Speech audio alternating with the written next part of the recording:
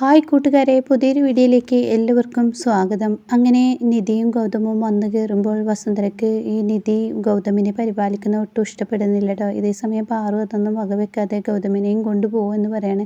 അപ്പോൾ ഗൗതം, നിധി വാ, നീ എന്നെ പിടിക്കുക എന്ന് പറയാൻ കേട്ടോ. അങ്ങനെ സ്റ്റെപ്പ് കയറി പോകുന്ന സമയത്ത് ഗൗതം തെന്നി വീഴാൻ പോകുന്നു. ഈ സമയം അവിടെ പെട്ടെന്ന് ഇടപെടുകയാണ് വസുന്ധര. ഇതേ പ്രണവ്, നീ പിടിച്ച്, അവളെ കൊണ്ട് താങ്ങാനൊന്നും കഴിയില്ല എന്ന് പറഞ്ഞ ഉടനെ ചേച്ചി താങ്ങിക്കോളും, ചേച്ചിയെ കൊണ്ട് കഴിയും, ഇത് ചേച്ചിയാണ് താങ്ങുന്നത് നല്ലത് എന്ന് പറയാം കേട്ടോ. എന്നാൽ ഈ സമയം യാമിനിയോട് പറയാണ് ഓരോ ഹോം നേഴ്സിനെ വെക്കണം, അതൊന്നും വേണ്ട, ഹോം നേഴ്സ് എൻ്റെ ചേച്ചി തന്നെ ആയിക്കോളും എന്ന് പറയാം കേട്ടോ. അപ്പോൾ അങ്ങനെ എന്ത് വസുന്ധര പറഞ്ഞാലും എല്ലാവരും ആ വീട്ടിൽ ഓരോന്ന് തറുതല പറയുന്നു. അത് തന്നെ വല്ലാതെ അസ്വസ്ഥയാക്കാണ് കേട്ടോ. പിന്നീട് നിധിയും ഗൗതമും കൂടി റൂമിൽ പോവാണ്. അങ്ങനെ ഗൗതമിനെ ഇരുത്താൻ നോക്കുമ്പോഴേക്കും നിധി അങ്ങ് ബെഡിലോട്ട് പെട്ടെന്ന് നിധിയുടെ മേലോട്ട് ഗൗതം അങ്ങ് വന്ന് വീഴാൻ കേട്ടോ. അതോടുകൂടി നിധി ബെഡിലോട്ട് വീഴാണ്. പിന്നീട് ഗൗതമിനെ എണീക്കാൻ കഴിയില്ല. അങ്ങനെ ഗൗതം നിധിയെ ഇങ്ങനെ കെട്ടിപ്പിടിച്ചും കൊണ്ട് കിടക്കണം. അപ്പോൾ സാറ് എണീക്കുക എന്ന് പറഞ്ഞ ഉടനെ എടോ ഇനി എണീക്കണ്ടോ, നമുക്ക് രണ്ടാക്കും ഇങ്ങനെ കുറച്ച് നേരം കിടക്കാം എന്ന് പറയാൻ കേട്ടോ. ഇത് നല്ല കേട്, എന്താ ഗൗതം സാർ ഈ കാണിക്കുന്നത്, ഇങ്ങനെ കിടക്കാം, അതാണ് നല്ലതെന്ന് പറയാൻ കേട്ടോ. അങ്ങനെ രണ്ടുപേരും ഇങ്ങനെ ചുംബിച്ചും കൊണ്ട് ഇങ്ങനെ കിടക്കുന്ന സമയത്താണ് വസുന്ധര എത്തി നോക്കുന്നത്. അങ്ങനെ വസുന്ധരയ്ക്ക് ഇത് ഒട്ടും ഇഷ്ടപ്പെടില്ല കേട്ടോ. അപ്പോൾ വസുന്ധര വന്നിട്ട് പറയാണ് എന്താ ഈ കാണിക്കുന്നത് എന്ന് പറഞ്ഞിട്ട് വസുന്ധര അങ്ങ് പൊട്ടിത്തെറിക്കുമ്പോൾ ഗൗതം പെട്ടെന്ന് തൻ്റെ കൈ കൊണ്ട് വയ്യെങ്കിലും ഗൗതം പെട്ടെന്ന് അങ്ങ് എണീക്കുകയാണ് കേട്ടോ.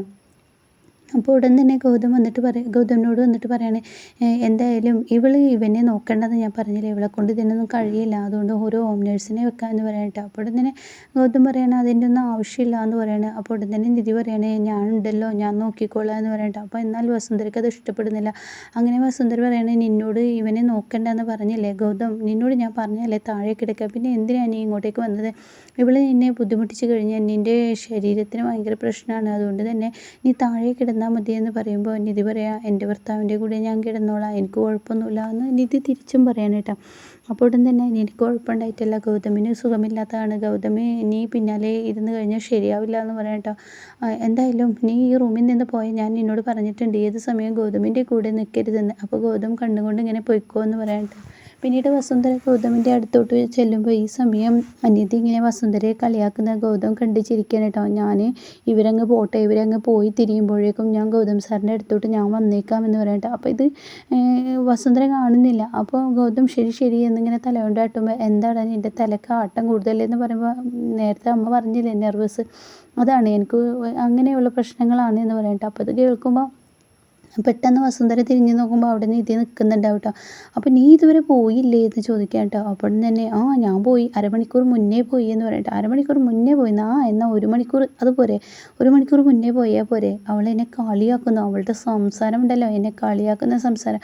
അപ്പോൾ ഉടൻ തന്നെ നിധി പറയാണ് ഗൗതം പറയാണ് അമ്മേ അതൊക്കെ ഒരു ഡയലോഗാണ്, അതൊന്നും അമ്മ ഇത്ര കാര്യമാക്കി എടുക്കണ്ട, അവൾ എൻ്റെ അടുത്ത് അങ്ങനെ ഡയലോഗ് പറയാം, അവൾക്ക് ആരാ അവകാശം കൊടുത്തത്, അതിനുള്ള അവകാശമൊന്നും ആരും കൊടുത്തിട്ടില്ല എന്ന് അപ്പോൾ വസുന്ധരയും പറയാം കേട്ടോ. അപ്പോൾ അത് കേൾക്കുന്ന ഗൗതമൻ അങ്ങ് ദേഷ്യം പിടിക്കുകയാണ്. എന്നിട്ട് ഗൗതമനോട് പറയാണ് അതെ ആ മിഥുനില്ലേ, അവളിവിടെ നിന്ന് എപ്പോഴും ഇറങ്ങിപ്പോണ്ടവളാണ്, മിഥുൻ അവളെ കല്യാണം കഴിച്ചതാണ്, അതുകൊണ്ട് തന്നെ അവൾ നിന്നെ പറ്റിക്കുകയാണ്, നീ ഒരു പാവമായല്ലോ, അതുകൊണ്ട് തന്നെ അവൾ എപ്പോഴും ഇറങ്ങിപ്പോവും, ആ മിഥുൻ ഇനിയും കയറി വരും എന്നൊക്കെ പറയുമ്പോൾ അമ്മക്ക് ഇതല്ലാതെ വേറൊന്നും പറയാനില്ലേ, നിധിയും മിഥുനും എന്ത് റിലേഷനാണ് ഉള്ളതെന്ന് എനിക്ക് നന്നായി അറിയാം, അത് അമ്മ എന്നെ ബോധ്യപ്പെടുത്തുന്നത് എനിക്ക് നന്നായി അറിയാമെന്ന് വസുന്ധരയുടെ മുഖത്തടിച്ച് ഗൗതം പറയാനിട്ടാ. അപ്പോൾ എന്താണ് ഞാൻ നീ പറയുന്നത് വിശ്വസിക്കാത്ത, ഇവിടെ എല്ലാവർക്കും വലിയ മാറ്റമാണല്ലോ എന്ന് പറഞ്ഞു ഉടനെ അമ്മ എനിക്ക് തല വല്ലാതെ വേദനിക്കുന്നു, ഇങ്ങനെയുള്ള വാക്കുകൾ പറഞ്ഞ് എന്നെ ഡിസ്റ്റർബ് ചെയ്യാതെ എന്നെ മുന്നിൽ നിന്നൊന്ന് പോകുന്നുണ്ടോ എന്ന് പറയുമ്പോൾ വസുന്ധര ഒന്നും മിണ്ടാതെ അങ്ങ് പോവാണ് കേട്ടോ. എന്നാൽ ഈ സമയം നിധി പാറുവിൻ്റെ അടുത്തോട്ട് ചെല്ലുകയാണ്. അങ്ങനെ പാറുവിനോട് പറയാണ് എന്നെ അവിടെ നിന്നും എന്നോട് അവിടെ നിന്ന് പോരാനാണ് പറഞ്ഞത്, അവർക്ക് ഹോം നേഴ്സിനെ വെക്കണത്രേ. അപ്പോൾ പാറു പറയണ അവർ പറയുന്ന വാക്കുകൾക്കൊന്നും നീ വലിയ വില കൊടുക്കണ്ട, അത്രയേ ഉള്ളൂ, എന്നാലും ചില വാക്കുകൾക്ക് വില കൊടുക്കാതിരിക്കാൻ പറ്റില്ലല്ലോ, അവരുടെ സംസാരം അങ്ങനെയാണ് എന്ന് പറയുന്നത് കേട്ടിട്ട് വരികയാണ് കേട്ടോ. എൻ്റെ സംസാരം അങ്ങനെ തന്നെയാണ് എന്ന് പറഞ്ഞോടെ തന്നെ നിധി അയ്യോ ഞങ്ങൾ ആൻറ്റിയെക്കുറിച്ചല്ലേ പറഞ്ഞത്, പിന്നെ നിങ്ങൾ ആരെക്കുറിച്ചാണ് പറഞ്ഞത്, എന്നിട്ട് വസുന്ധര പറയണം ഞാൻ നിന്നോടൊരു കാര്യം പറഞ്ഞേക്കാം, എൻ്റെ മോനെ നീ കാരണമാണ് ഇങ്ങനത്തെ അപകടമൊക്കെ എൻ്റെ മോന് പറ്റിയത്, നിൻ്റെ ആദ്യത്തെ ഭർത്താവ് എന്ന് പറയുന്ന മിഥുൻ ഉണ്ടല്ലോ, ആ മിഥുനാണ് നീയും കൂടി ഒത്തുചേർന്ന് കളിച്ചിട്ട്, എൻ്റെ മോനത് മനസ്സിലാവുന്നില്ല, അതാണ് പ്രശ്നം. അപ്പോൾ തന്നെ നിധി പറയാണ് അതാണ് ഗൗതം സാർ അങ്ങനെയാണ്, അടി നീ നിൻ്റെ വിളച്ചിൽ നടത്തണ്ടടി, നീ എന്തായാലും ഇവിടെ നിന്ന് ഇറങ്ങിപ്പോകുന്ന എനിക്ക് നന്നായി അറിയാടി, നീ ഇപ്പോൾ ഇവിടെ വിളച്ചിൽ നടത്തുന്നത് ഞങ്ങളെല്ലാവരും കബളിപ്പിക്കാൻ വേണ്ടിയിട്ട്, അല്ലാതെ നിനക്ക് ഗൗതമിനെ യഥാർത്ഥ യഥാർത്ഥ സ്നേഹം ഉണ്ടായിട്ടൊന്നുമല്ല, നീ എന്നാലും ഇവിടെ നിന്ന് ഇറങ്ങിപ്പോകും എന്നൊക്കെ പറയുമ്പോൾ ഞാനൊരു കാര്യം പറയേക്കാം, എൻ്റെ പേഴ്സണൽ കാര്യത്തിൽ ഇടപെടുന്നത് എനിക്കിഷ്ടമല്ല, അതുകൊണ്ട് വല്ലാതെ സംസാരിക്കണ്ട. എന്താ സംസാരിച്ചാൽ നീയും ഗൗതമും കൂടി എന്നും തീരാനുള്ളതാണ്. നിന്നെ ഗൗതം വേണ്ടെന്ന് വെക്കും, നോക്കിക്കോ എന്ന് പറഞ്ഞ ഉടൻ തന്നെ നിധി പറയാണ്, എന്നാൽ ചുണയുണ്ടെങ്കിൽ നിങ്ങളത് വേണ്ടെന്ന് വെക്കുക, അത് ആദ്യം കാണട്ടെ, എന്നിട്ട് മതി. ഗൗതം സാർ എന്നെ വേണ്ടെന്ന് പറഞ്ഞാൽ ഞാൻ ഈ വീടിൻ്റെ പടി അപ്പോൾ ഇറങ്ങും, അല്ലാതെയും കണ്ടിട്ട് എന്നോട് ഈ വീടിൻ്റെ പടി ഇറങ്ങാൻ ഒരിക്കലും നടക്കില്ല. എനിക്ക് ഈ വീട്ടിൽ ഗൗതം സാർ തരുന്ന സ്ഥാനം, ഗൗതം സാറിൻ്റെ ഭാര്യയാണ് ഞാൻ, അതുകൊണ്ട് തന്നെ ഇവിടെ ഇനി എന്നും ആ ഭാര്യ സ്ഥാനത്തിന് തന്നെ ഞാൻ നിൽക്കുമെന്ന് പറയട്ടെ. അപ്പോൾ ഇത് കേൾക്കുന്ന വസുന്ധര ആകെ ഞെട്ടിപ്പോവാണ്. ഇതേ സമയം നീ ആരോടാണ് ഈ വെളച്ചിൽ കളിക്കുന്നത് എന്ന് പറഞ്ഞിട്ട് വസുന്ധര വീണ്ടും തല്ലൂടാൻ നിൽക്കുമ്പോൾ നിധി, അമ്മേ ഞാനൊരു കാര്യം ചോദിക്കാൻ മറന്നു, പറയേണ്ട ഒരു കാര്യം പറഞ്ഞേ, നമ്മുടെ ഗൗതം സാറിന് ഇപ്പോൾ എന്ത് ജ്യൂസാണ് കൊടുക്കേണ്ടത്? അപ്പോഴേക്കും വസുന്ധര ഇപ്പുറത്ത് പറയുന്നു, ഞാൻ എന്നോട് പറഞ്ഞത് കേട്ടില്ലടി, വസുന്ധരയുടെ യഥാർത്ഥ മുഖം നീ കണ്ടിട്ടില്ല, കൊല്ലും കൊലപാതകമൊക്കെ ചെയ്തിട്ട് ശീലമുള്ളവളാണ് ഞാൻ എന്ന് പറഞ്ഞ ഉടൻ തന്നെ, അത് ശരിയാണ്, കൊല്ലും കൊലപാതകമൊക്കെ നിങ്ങൾക്ക് ചെയ്ത് ശീലമുണ്ട്, പക്ഷേ ഞങ്ങൾക്കത് ചെയ്ത് ശീലമില്ല എന്ന് പറഞ്ഞിട്ട് വീണ്ടും പാറുവിനോട് ചോദിക്കുകയാണ്, എന്ത് ജ്യൂസാണ് ഗൗതം സാറിന് ഇപ്പോൾ നെർവസിന് കൊടുക്കാൻ നല്ലത് എന്ന് പറഞ്ഞ ഉടൻ തന്നെ പാറു പറയുകയാണ്, ഇനി നെറ്റിൽ സെർച്ച് ചെയ്യുകയാണ്. അപ്പോഴേക്കൊന്നും ഇങ്ങ് മാറിയിരുന്നേ, ഞാൻ എൻ്റെ മൊബൈൽ എടുക്കട്ടെ എന്ന് പറഞ്ഞ വസുന്ധരയെ തള്ളി മാറ്റി മൊബൈൽ എടുക്കുകയാണ് കേട്ടോ. അങ്ങനെ ഈ മൊബൈൽ എടുത്തിട്ട് ഈ മൊബൈലിൽ ഇങ്ങനെ നെറ്റിൽ സെർച്ച് ചെയ്യുമ്പോൾ വസുന്ധര പറയുന്നുണ്ട്, എടി നീ എന്നെ ഇങ്ങനെയൊക്കെ പറയുന്നോ, ഞാൻ നിന്നെ വെറുതെ വിടില്ലടി, ഞാൻ നിന്നെ അങ്ങനെ ആക്കുമടി എന്ന് പറഞ്ഞ ഉടൻ തന്നെ നിധി ചോദിക്കുകയാണ്, അമ്മേ ഏതാണ് ഏറ്റവും നല്ല ജ്യൂസ്? നെറ്റിൽ സെർച്ച് ചെയ്തപ്പോൾ കിട്ടി, നെല്ലിക്കയാണ് അത്ര ഏറ്റവും നല്ല ജ്യൂസ് എന്ന് പറഞ്ഞ ഉടൻ തന്നെ വസുന്ധരയ്ക്ക് മനസ്സിലായി തന്നെ തളാൻ വെക്കാനാണ് പറയുന്നതെന്ന്. അപ്പോൾ വസുന്ധര തരാൻ പറയുന്നതിനൊന്നും മറുപടി പറയുന്നില്ല എന്ന് മനസ്സിലാക്കുന്ന വസുന്ധര അവിടെ നിന്ന് പോവുകയാണ് കേട്ടോ. ഈ സമയം പാറു പറയാണ്, മോളെ ഇതാണ് ഏറ്റവും നല്ല ആയുധം, അവൾ എന്തോ പറഞ്ഞോട്ടെ, പറയുമ്പോൾ നമ്മൾ അതിനൊരു വില കൊടുക്കാതിരുന്നാൽ മതി, അതായിരിക്കും നല്ലത്. വസുന്ധരയോട് ഏറ്റുമുട്ടാൻ പറ്റില്ല എന്ന് പറയാം കേട്ടോ. എന്നാൽ ഈ സമയം ശിവാനി ഉറക്ക ഗുളിക കഴിച്ച് കിടക്കുകയാണ്. അപ്പോൾ ഇത് കാണുമ്പോൾ ശിവാനിയുടെ അമ്മ രേണുക പറയാണ്, എൻ്റെ കുട്ടി ഇങ്ങനെ കിടക്കുന്നതിന് എനിക്ക് നല്ല ദണ്ണമുണ്ട്, എൻ്റെ പൊന്നു മോളല്ലേ, അവളെ എങ്ങനെ ഓടിച്ചാടി നടന്നതാണ്, ഇന്ന് ഈ അവസ്ഥയായി, അതെല്ലാം കാരണം എന്താ എന്നൊക്കെ ഇങ്ങനെ പറഞ്ഞ് കറിയുമ്പോൾ ചന്ദ്രി പറയണേ, നീ സമാധാനപ്പെടുക എന്ന് പറയട്ടെ. അപ്പോഴേക്കും അശോകൻ പറയണ കയ്യിലിരിപ്പ് കൊണ്ടാണ് എന്ന് പറയട്ടെ. അപ്പോൾ തന്നെ രേണുക പറയണേ, എൻ്റെ കുട്ടി അത് ചെയ്യാനുള്ളതൊക്കെ ചെയ്തു, പക്ഷേ അവരൊക്കെ വന്ന് പറയണ കേട്ടപ്പോൾ എൻ്റെ കുട്ടിയുടെ മനസ്സ് വിഷമിച്ചതാണ്, എന്തായാലും ഇത് നിധിയെ അറിയിക്കണമെന്ന് പറയട്ടെ. അപ്പോഴേക്കും അശോകൻ പറയണ, അത് അറിയിക്കണ്ട എന്ന് പറയണേ.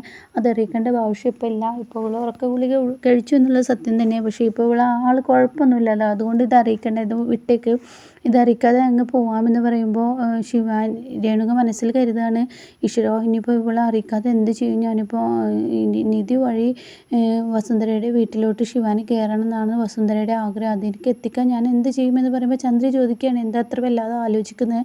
അപ്പോഴേക്കും പറയണേ, എൻ്റെ കുഞ്ഞിൻ്റെ അവസ്ഥ ആലോചിച്ചതാണ് ഞാൻ എന്നങ്ങ് പറഞ്ഞ് തട്ടി മാറ്റുകയാണ് കേട്ടോ. എന്നാൽ ഈ സമയം ജ്യൂസ് അടിച്ചിട്ട് അവിടെ വെച്ചിരിക്കുകയാണ്. അപ്പോഴേക്കും യാമിനി അങ്ങോട്ടേക്ക് വരികയാണ്. എൻ്റെ പാറു എല്ലാവർക്കും ജ്യൂസ് അടിച്ചിട്ടുണ്ടല്ലോ, അമ്മ എന്താ എനിക്ക് ജ്യൂസ് അടിക്കാതെ, അതിലൊരു ജ്യൂസ് എനിക്കാണല്ലേ എന്ന് പറഞ്ഞ് അങ്ങ് കുടിക്കാൻ ഒരുങ്ങുമ്പോഴേക്കും അതവിടെ വെക്കടി, ആ 2 ജ്യൂസ് നിനക്കല്ല, പിന്നെ ആർക്കാ, ഒന്ന് ഗൗതമിന് ഒന്ന് നിധിക്ക് എന്ന് പറയാണ്. അപ്പോൾ ഉടൻ തന്നെ ഏട്ടനെ കൊടുക്കുന്നതിൽ അതിലൊരു കാര്യമുണ്ട്, പക്ഷേ ചേച്ചിക്കെതിരാ കൊടുക്കുന്നത് എന്ന് നിധിയുടെ മുന്നിൽ വെച്ച് ചോദിക്കുകയാണ് കേട്ടോ. അപ്പോൾ എൻ്റെ മോനെ നോക്കുന്നത് അവളാണ്, അവൾക്ക് അതിൻ്റേതായ ക്ഷീണമുണ്ട്, അവളും കുടിക്കട്ടെ എന്ന് പറയാം കേട്ടോ. അപ്പോൾ ഉടൻ തന്നെ യാമിനി പറയാണ്, ഇപ്പോൾ ചേച്ചി വന്നപ്പോൾ എന്നെ മറന്ന് എൻ്റെ അമ്മ എന്ന് പറയാണ്. അപ്പോൾ ഉടൻ തന്നെ പാറുവിൻ്റെ മുന്നിൽ വെച്ചിട്ട് നിധി പറയണം, നിങ്ങൾ തമ്മിലൊരു വഴക്ക് വേണ്ട, നമുക്കൊരു പണി ചെയ്യാം, നമുക്ക് രണ്ടാൾക്കും ഷെയർ ചെയ്ത് കുടിക്കാം, എൻ്റെ യാമിനി മോളും ഞാനും കൂടി ഷെയർ ചെയ്യാൻ പറയുമ്പോൾ പാറു പറയുകയാണെങ്കിൽ നിങ്ങൾ എന്നെ മറന്നോ എന്ന് ചോദിക്കുകയാണ്. അയ്യോ അത് മറന്നില്ല, നമുക്ക് 3 പേർക്കും ഷെയർ ചെയ്ത് കുടിക്കാമെന്ന് പറഞ്ഞാൽ അവർ പരസ്പരം കുറേശ്ശെ കുടിക്കണേ, എന്നിട്ട് യാമിനിയോട് പറയുകയാണ്, കൂടുതൽ നിനക്കാണ്, നീ കുടിച്ചോ എന്ന് പറയാൻ കേട്ടോ.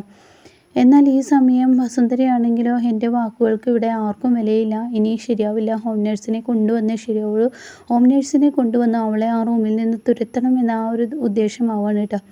എന്നിട്ട് ഈ സമയം നിധിയാണെങ്കിലോ ഗൗതമിൻ്റെ റൂമിലോട്ട് പോവുകയാണ്. അങ്ങനെ ഗൗതം ഇങ്ങനെ കിടക്കുന്നുണ്ടാവും. അപ്പോൾ ഗൗതം നിധിയെ കാണുമ്പോൾ, നീ വന്നോ എന്ന് ചോദിക്കുകയാണ്. ഈ ജ്യൂസ് കുടിച്ചേ, നീ താടോ, നീ തന്നാലേ എനിക്ക് കുടിക്കാൻ കഴിയുള്ളൂ, വല്ലാതെ റൊമാൻറ്റിക് ആവണ്ട, റൊമാൻറ്റിക് കൊണ്ട് ഞാൻ വല്ലാതെ ബുദ്ധിമുട്ടാണ്, അതുകൊണ്ട് ഇതങ്ങ് വാങ്ങി കുടിച്ചാൽ അത് പറ്റില്ല, നീ താ എന്ന് പറയാം കേട്ടോ. അങ്ങനെ നിധി ഈ ജ്യൂസ് ഗൗതമിൻ്റെ ചുണ്ടിലിങ്ങനെ വെച്ച് കൊടുക്കുകയാണ്.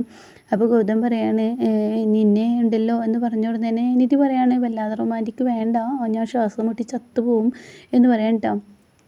പിന്നീട് ആ ജ്യൂസൊക്കെ കുടിക്കൽ കഴിഞ്ഞതിന് ശേഷം ഇങ്ങനെ ജ്യൂസിൻ്റെ ഗ്ലാസ് വെച്ചിട്ട് ഗൗതമിനെ ബാത്റൂമിൽ പോകണമെന്ന് പറയുമ്പോൾ നിധി താങ്ങി പിടിച്ച് ബാത്റൂമിൽ കൊണ്ടുപോകാൻ നോക്കുന്ന സമയത്ത് ഗൗതമിൻ്റെ തുണി അഴിയാൻ പോവാണ് കേട്ടോ. അപ്പം നിധി ആ തുണി എടുത്ത് കൊടുക്കുമ്പോൾ അത് കണ്ടിട്ടായിരിക്കും വസുന്ധര വരുന്നത്. അയ്യേ, ഇവൾ എൻ്റെ മോൻ്റെ തുണി എടുത്ത് കൊടുക്കുന്നു, അതൊരിക്കലും എനിക്ക് അംഗീകരിക്കാൻ കഴിയില്ല എന്ന് പറഞ്ഞിട്ട് ഗൗതം എന്ന് പറഞ്ഞ് അങ്ങ് വിളിക്കണം കേട്ടോ. അപ്പോൾ ഉടൻ തന്നെ ഗൗതം തിരിഞ്ഞ് നോക്കുകയാണ്. എന്താ അമ്മയെന്ന് ചോദിക്കുമ്പോൾ ഉടൻ തന്നെ പറയാം, ഇവളാണോ നിൻ്റെ കാര്യങ്ങൾ ചെയ്യേണ്ടത്. അപ്പോഴേക്കും നിധി പറയുകയാണ്, ഞാനല്ലാതെ പിന്നെ ആര് ചെയ്ത് കൊടുക്കണം, എൻ്റെ ഭർത്താവാണത്, എൻ്റെ ഭർത്താവിൻ്റെ കാര്യം ഞാൻ തന്നെ ചെയ്ത് കൊടുക്കേണ്ടത്, നീ ചെയ്യണ്ട. ഇവനെ നോക്കാൻ ഇനി ഒരു ഹോം നേഴ്സ് വെച്ചിട്ടുണ്ട്, ഹോം നേഴ്സ് ചെയ്യട്ടെ, ഇതാ ഇവളാണ് ഹോം നേഴ്സ് എന്ന് പറഞ്ഞിട്ട്.